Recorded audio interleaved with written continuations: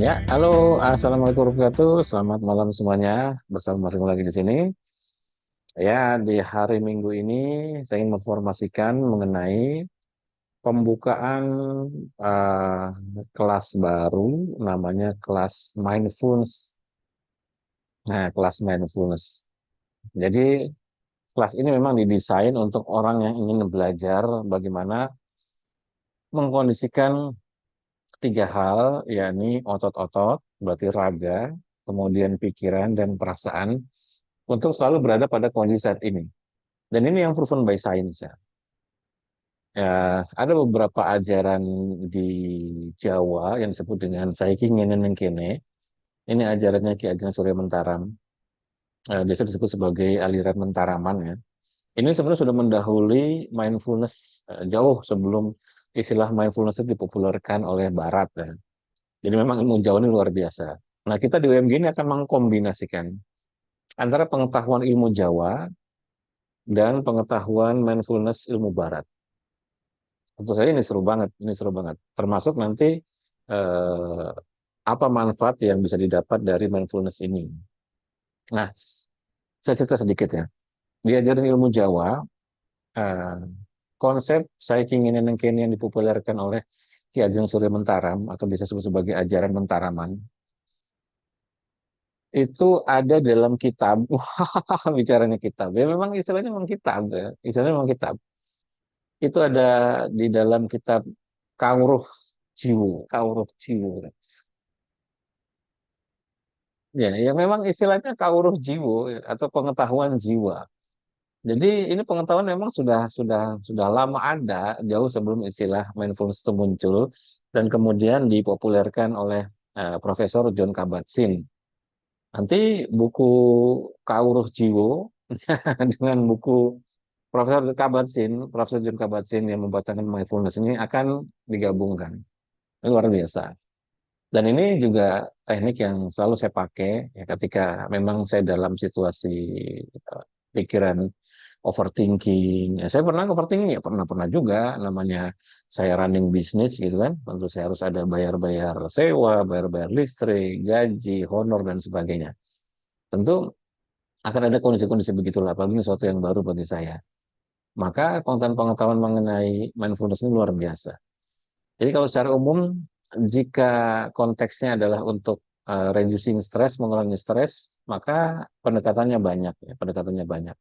Anda bisa mengambil pendekatan agama, Anda bisa mengambil pendekatan psikis secara pikiran, Anda bisa mengambil pendekatan secara perasaan, Anda bisa mengambil pendekatan tradisi, Anda juga bisa mengambil pendekatan olah napas. Jadi banyak jalan menuju Roma. Yang ingin saya munculkan ini adalah pendekatan mengenai konsep yang lebih nanti masuk pada olah napas. Ritme-ritme apa dengan frekuensi berapa yang nanti bisa mensupport aktivitas atau kegiatan yang sifatnya saya ingin kene atau yang sifatnya mindfulness. Nah, nanti kelas akan kita buat. Dan kelas perdananya akan kita rilis, bentar saya lihat kalender dulu ya. Akan kita rilis nanti di tanggal 28 kelas perdananya. Nanti kelas tanggal 28 ini kelas perdana. Pembukaan kelasnya akan dibuat di minggu ini. Ini ada beberapa step, ada beberapa tahap karena mindfulness itu terdiri dari otot-otot, tubuh, raga, kemudian pikiran, perasaan dan kombinasi. Dan disarankan Anda harus mulai dari yang paling basic dulu yaitu otot-otot. Jadi bagaimana cara melakukan mindfulness pada otot-otot, pada raga. Sebelum nanti masuk pada mindfulness pada pikiran, mindfulness pada perasaan dan mindfulness pada kombinasi. Jadi di dalam kitab Ki Ageng Surya Mentaram eh, Kawruh Jiwo itu di situ detail tuh, detail sekali ada tahapan-tahapannya tuh, tahapan-tahapan secara psikis ya, perjalanan manusia misalnya manusia yang bagaimana, kemudian setelah dia mendapatkan pemahaman dan kesadaran masuk pada jenis manusia yang seperti apa dan seterusnya sampai pada istilahnya manusia tanpa warna. Oh, tanpa warna. Bukan lantas kemudian warna kulitnya jadi hilang transparan kayak di film X-Men atau Marvel, bukan. Ini ada istilah. Nanti akan saya jelaskan di kelas ya. Jadi kelas ini akan menarik sekali. Jadi bagi Anda yang butuh pengetahuan bagaimana cara melakukan reorganisasi otak, terutama pada pikiran, juga perasaan, juga pada raga yang lebih ke apa ya, diskusi dengan diri sendiri gitu kan. Maka Anda harus ikut kelas ini. Dan memang nanti ada ritme-ritme napasnya yang dipakai untuk mensupport itu. Jadi ini bagus banget. Terutama bagi mereka yang mungkin lebih overthinking, ya kan, lebih pada mereka yang sering cemas, takut, khawatir. Ini sebenarnya kelas yang dulu dirancang sebagai mental health. Jadi kita kita enggak pakai istilah nata rasa dan sebagainya, ya kita pakai istilah yang umum saja, yakni mental strength atau mental health. Jadi ketika mental kita membaik, ya utamanya instrukturnya mentalnya harus membaik dulu gitu kan. Ya kita-kita yang memberikan materi itu tentu harus membaik juga secara mental gitu kan. Kita harus punya kestabilan mental, tidak mudah marah dan sebagainya. Ya, itu kita latihan dari konsep itu. Dan ini kan sangat bagus banget. Oke, saya rasa ini interview perkenalan mengenai kelas yang nanti akan saya umumkan di minggu ini. Nah, ya ini kelas mindfulness yang perdananya akan dilaksanakan tanggal 28 Juli, 28 September ini. Bagi yang lokasi Jakarta akan kita buat offline di kantor, tapi bagi yang sudah mendaftar juga udah include dengan yang online-nya. Jadi akan kita usahakan bikin hybrid di tanggal 28 nanti. Oke, saya rasa gitu dulu ya untuk pembukaan kelasnya. Dan akan diumumkan juga besok mengenai workshop roadshow OMG untuk workshop khusus normalisasi diabetes. Ini adalah workshop yang dulu saya laksanakan dari tahun 2015. Wah, 2015 berarti udah 9 tahun lalu ya. Jadi 2015 itu saya udah workshop keliling-keliling kota ya, di banyak kota, di hotel-hotel untuk mempopulerkan bagaimana cara kita memahami olah napas untuk menormalkan diabetes. Ya memang orang bisa bilang, lo ngapain harus belajar olah napas mas? Kan saya kan tinggal puasa gitu kan. Saya tinggal apa namanya, milih makanan yang low karbo. Saya tinggal menjalani diet. Betul, itu salah satu jalan untuk menormalkan diabetes. Tapi satu-satunya jalan. Itu hanya salah satu jalan saja, bukan satu-satunya jalan. Nah, di workshop OMG untuk normalisasi diabetes yang akan dirilis besok, itu kita memberitahu ada jalan lain lewat jalur pernapasan.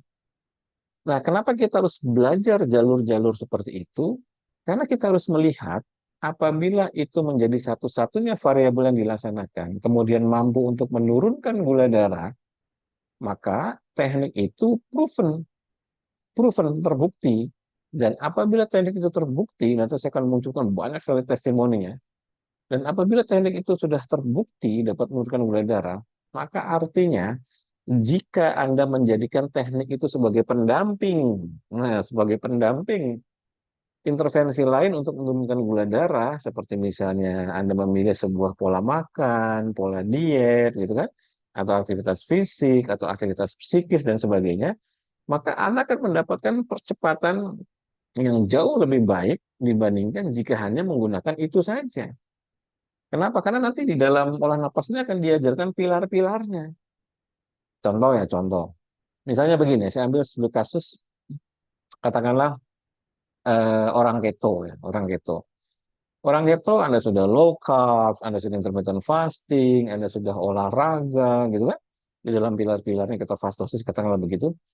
Tapi Anda nggak ngerti cara handling stress manajemennya, maka gula darah Anda tetap naik. Kemudian Anda tidak bisa tidur, maka gula darah Anda tetap naik. Ya kan, Anda susah BAB, maka gula darah tetap naik. Wah, ya kan. Anda masih takut, cemas, khawatir, gula darah tetap naik. Bagaimana menghandling gejala yang muncul dari naiknya kolesterol pada kondisi umumnya? Maka gula darah naik, karena stresnya naik.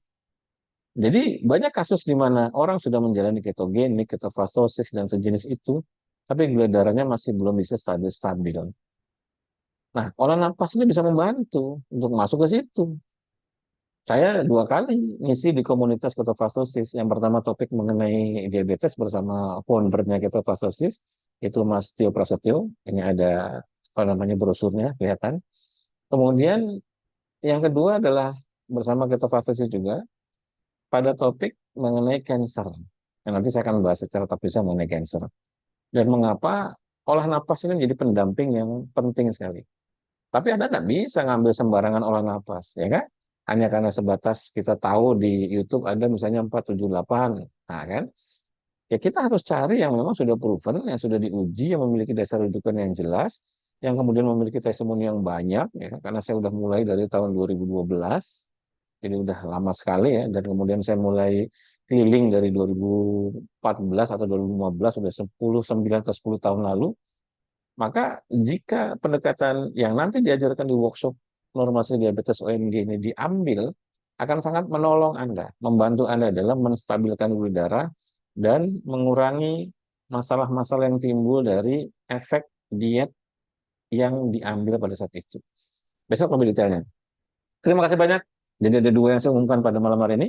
Yang pertama adalah kelas khusus mindfulness yang akan dimulai tanggal 28 secara offline dan online. Offline di kantor sebagai sesi pertamanya ya.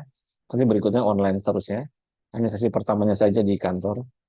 Kemudian yang kedua mengenai tadi workshop normalisasi diabetes yang nanti insya Allah akan dilaksanakan di bulan Oktober tanggal 5, tanggal 6, tanggal 5 dan 6. Tanggal 5 dan 6. Jadi seperti biasa lah, kayak workshop cancer, tapi topiknya adalah mengenai normalisasi diabetes. Sampai ketemu di kesempatan yang akan datang bersama semua di sini. Assalamualaikum warahmatullahi wabarakatuh. Selamat malam semuanya.